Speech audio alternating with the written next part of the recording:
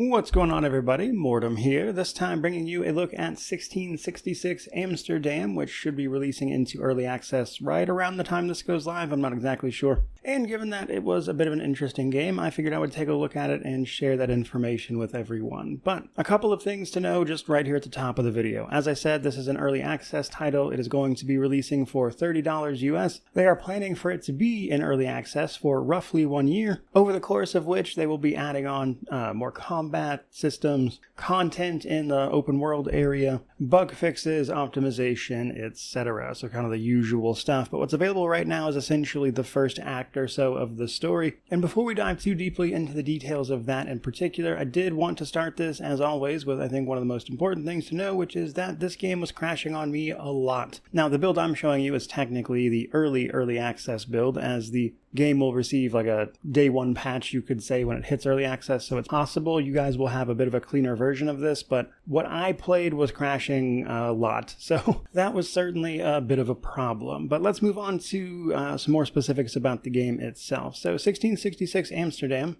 does primarily take place in Amsterdam during 1666, if you would believe it. However, that is actually accompanied by a bit of a framing device. In the prologue demo that they released, which was honestly not a great showcase for the game itself, as it contained very little of the actual gameplay, but that prologue demo and the beginning of the game, the prologue, puts us in the role of Cleo, the daughter of a young man who got roped up in some sort of arcane and esoteric shenanigans, and we're kind of set about discovering what that is. And it's through that the game is framed via Cleo's father, Aaron, and a witch from 1666 Amsterdam begin to tell their tale. So that gets a little further confusing when you realize that Aaron is from 1999 and has been through another arcane ritual sent back to help Noah, and vice versa. So just be aware that the time frame kind of bounces around a little bit from place to place, though the main game is centered around this period in Amsterdam. But what are we actually doing? Why does this witch need help? Well, the witch, Noah, that we'll be controlling primarily, is known as the Collector. The Collector is a person who collects the debts of the Giver. These witches are all part of a tribe known as the Zainderis,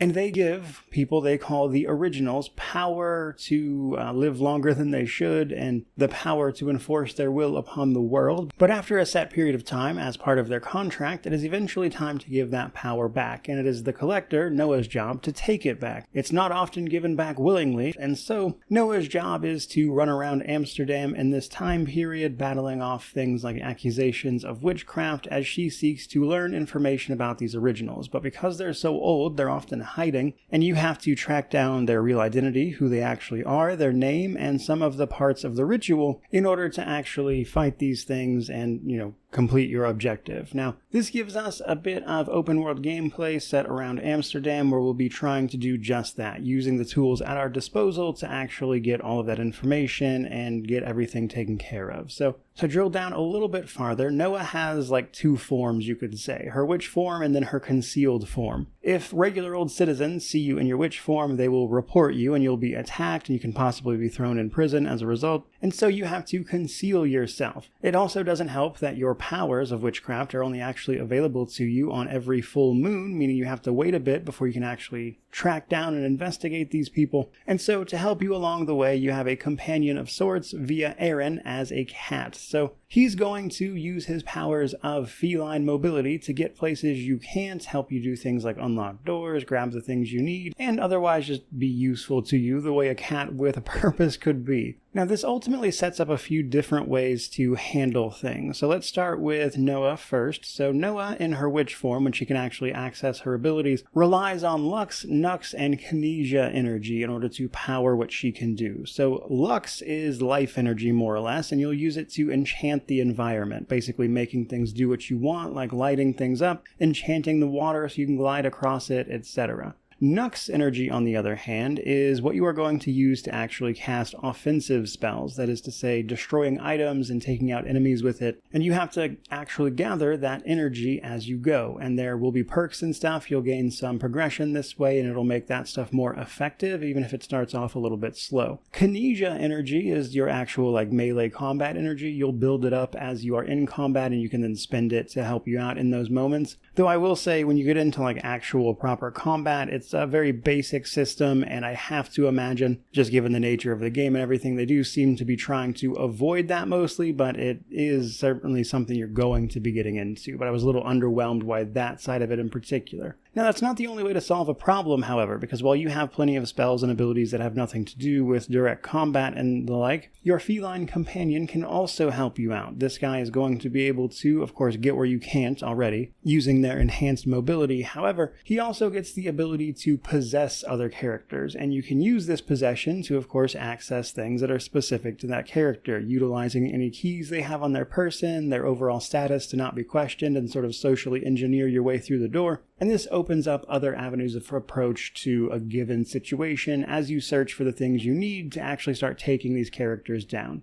Now, beyond that stuff, there's a handful of other gameplay systems, like there's going to be a potion crafting system. You'll use potions to, of course, enhance your abilities and also just heal yourself in combat. There are spells to destroy and rebuild things, glide across water, light things up, uncover secret hidden rooms in order to access extra, again, pass through individual areas, but also uncover secrets. And when you put all of that together, I think they have made an interesting case for this particular title. However, as I mentioned at the top of the video, all of that is contending with, I would say, some pretty poor performance and the fact that the combat itself, when you actually get into it, doesn't feel great. I would hope that's the kind of thing they would tighten up over the course of the game. And then there's some other stuff I just have questions about. Like, as part of the prologue demo, when you are picking the appearance or the cat that you actually want to be your familiar, though it's always Aaron, it's implied that these guys have like abilities or something, but I have yet to see that manifest in any particular way, so I'm not sure what that looks like. And I'm also curious to see if the gameplay is going to do anything really interesting beyond just its aesthetic, because while I am very interested in the setup itself, it's also got a lot of, I would say, very traditional action-adventure elements, with the spells part of it, I would say, really being the only thing super interesting, allowing you to potentially interact with the environment in fun ways. And doing all of that, and I think also having some of these original characters that you'll be investigating